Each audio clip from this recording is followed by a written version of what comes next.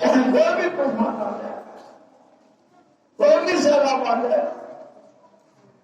تو ہلاکت کے اسباب پیدا ہوں گے، لیکن ہلاکت پیدا کرنے والا نبی پاک کے ماننے والوں کو بچا لے گا۔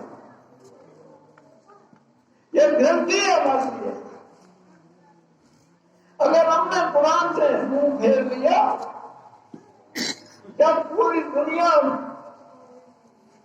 قرآن سے منہ پھیرنے لگے گی، اللہ تعالیٰ قرآن کی معنی اور قرآن کی روح کو اٹھا لے گا۔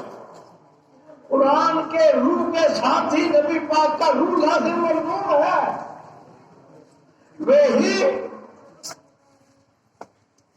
اور نبی پاک صلی اللہ علیہ وسلم کی نبوت یہ متصل ہے۔